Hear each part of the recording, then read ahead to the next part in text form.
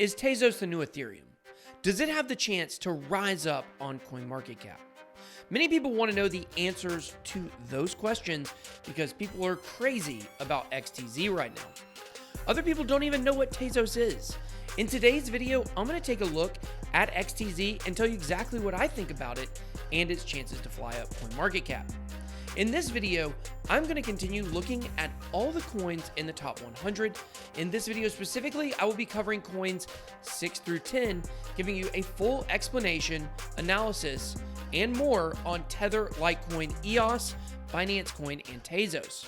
We're going to be looking at each one of these coins, what purpose they serve, a brief history, and what I like or don't like about them, and my prospects for where they go in the future.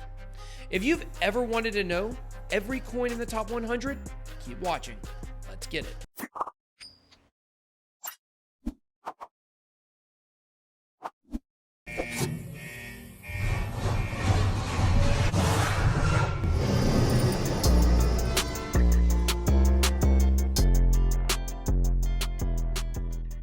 Hello and welcome to BitBoy Crypto, your one-stop shop for all things related to Bitcoin and cryptocurrency. I make videos on this channel almost every single day, sometimes multiple times per day. If you like what you see or hear, make sure that you hit the subscribe button and click the bell to turn on notifications so you get notified when I get new content. If you would like to take the conversation even further, ask me questions, or just chat, please make sure to join my Telegram group, the Bit Squad. Alright guys, so tonight we're going to be continuing our series where we look at every single coin in the top 100. And who knows, maybe even beyond. Now, earlier this week, we looked at the top 5 coins. Bitcoin, Ethereum, XRP, Bitcoin Cash, and Bitcoin SV. If you want to check that video out before you watch this one, I totally get it, totally understand. All you got to do is just click up above. My goal in this series is to educate every crypto investor on what they're investing in. In 2017, people were accused of investing in 3 or 4 letters. Basically, what that means is that people were just throwing money around at any ticker symbol for the sake of doing it. They had no idea what they were putting their money in. Then the bear market hit, and you know what those people did? They left because they were wondering, what in the world did I just put my money into? And when people realized that they had no clue, they disappeared. Those people are not here anymore. They left the space and they don't want to come back. Now, I don't want to repeat that same exact situation now. I want us to make money together, but I also want us to learn together. And that's why I believe that this series is so important. When new people enter crypto now, and they are at an ever increasing rate, I don't want them to feel overwhelmed because they don't understand what all of these coins are. There's so many coins, it'll make your head spin. So this playlist is a quick and easy way for new people to learn about every coin.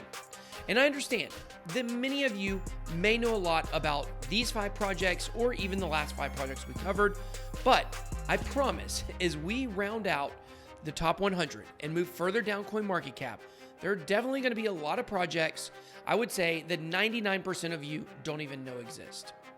So let's start with number 6, Tether. Tether goes by the ticker symbol USDT. Tether is what we call a stablecoin, which is ironic because the company behind Tether, Bitfinex, has been anything but stable. And we'll get to that in just a minute. But what you need to understand about stablecoins is that they are pegged to a specific asset's value.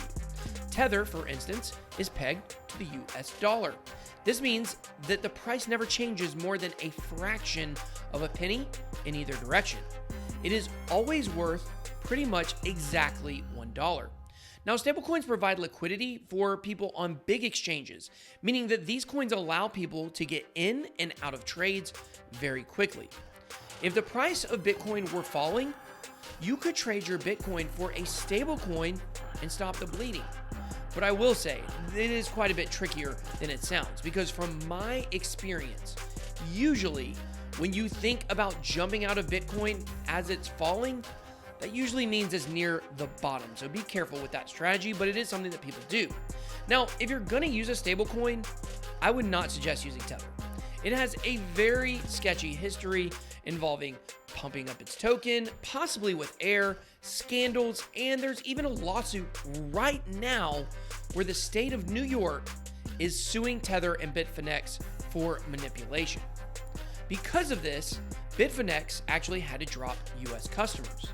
The long and short of it is that there are better stablecoins you can use, such as True USD and USDC, to name a few. Stablecoins are really for trading and liquidity. They're not for investing because the price won't ever go up.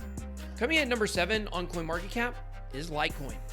Litecoin has been one of the most consistently well-performing altcoins ever since it hit the market.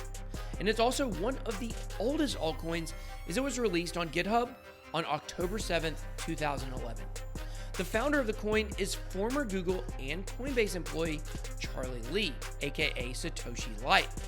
Litecoin is technically a fork of Bitcoin, but it's not a hard fork like Bitcoin Cash or Bitcoin SV. In 2017, many people used Litecoin instead of Bitcoin for transactions because it was much faster and had much lower fees than Bitcoin at the time. Litecoin is known as the silver to Bitcoin's gold, if you will. The only question is whether or not Bitcoin needs a silver. Litecoin does have a very strong community, and at this point, to me, that is one of its biggest strengths.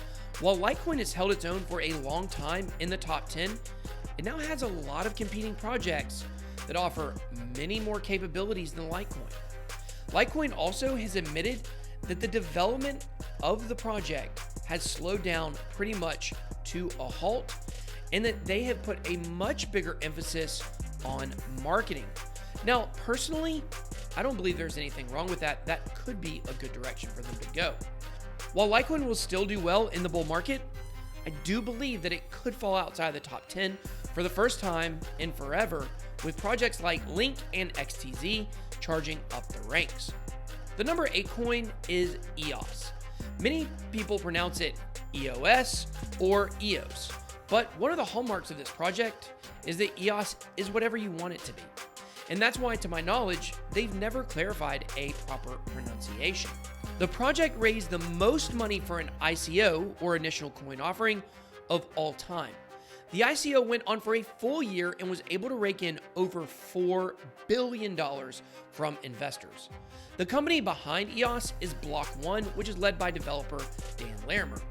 Many people have wondered what might happen if Larimer leaves, because he's known to be a serial entrepreneur, also founding Project Steemit and BitShares, only to leave both of them.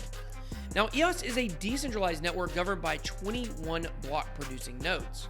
Some have questioned just how decentralized it really is, but hey, that's crypto. Personally, I have never been a huge fan of EOS myself, but one thing is for sure. After a $4 billion ICO, they have enough money to keep this project running for a few more bear markets if it came to that. At number 9, we have Binance Coin, or BNB for short. Binance Coin is one of the easiest coins, honestly, to understand. It's a utility token, meaning that it's a token that serves a purpose. Technically, it's a coin now, not a token, because it has its own mainnet, but for all intents and purposes, you can think of it as a utility token. The token makes trading cheaper and easier on the Binance exchange. If you hold BNB, you get discounts on your trades, which incentivizes people to hold it and to use it. This actually gives it a real-world use case, which is something that many coins lack. Binance is currently the world's largest exchange, so it's definitely getting a lot of use. Now, Binance Coin had an epic 2018. Even when many coins were down in the bear market, BNB came out like a champ. Even now, it's over 4x from its lows of under $5. But the question I have is, did BNB peak? I mean, there are new exchanges popping up all the time, and people have a lot of options. The one good thing for Binance is that Binance US is now open, and once it's operational in every US state, BNB could get a second wind. Okay, last but certainly not least, we have Tezos coming at number 10. Tezos goes by the ticker symbol XTZ, and Tezos holders have definitely been in ecstasy lately, as the price has been pumping. Tezos was actually founded in 2014 when the white paper was written, but it would not raise money until 2017 when it raised $232 million through its ICO. Before EOS, this was the biggest ICO ever. After nearly a year, Tezos finally launched on July 1st of 2018. In between the ICO and the launch, there was a lot of drama going on behind the scenes regarding the leadership, the founders, and an internal power struggle was going on. The long and the short of it is that all of that drama caused the project's price to really stall after the launch. However, most people investing in Tezos now don't know and don't care about the previous drama, and the price has been pumping quite a lot lately as it is charged up the ranks of CoinMarketCap. Tezos is a decentralized platform built on LPOS, or liquid proof of stake. It rewards token holders who stake, or as Tezos calls it, bakes their token. One good sign for Tezos is that as of right now, Tezos is the only coin on Coinbase that you can stake and earn on Coinbase. Tezos works fairly similar to Ethereum via smart contracts. So can Tezos pass Ethereum? In my opinion, no, it can't. That may not be what Tezos holders want to hear, but I believe that strictly on first movers advantage and Ethereum's resurgence based on DeFi, it's going to be very difficult for any project to pass it. I will say though, that Tezos definitely has an opportunity to be the second highest ranking decentralized platform. And out of all of 5 of the coins we've looked at today, I think Tezos has the most potential to rise. But unfortunately, I just don't know if it can crack the top 5. It's going to be a very difficult task. I could make an argument for Tezos at number 6, but unless BSV has an epic collapse, which it's pumped by billionaires and they have a lot of money, 6 may be as high as Tezos can get for the foreseeable future. But in either case, people who own Tezos are still going to make a lot of money, and that's a good thing. Now, I hope you enjoyed this video and found it helpful as we go through our series of looking at what each coin in the top 100 is. If you did enjoy this video, please make sure to smash the like button and subscribe to the channel if you haven't done so already.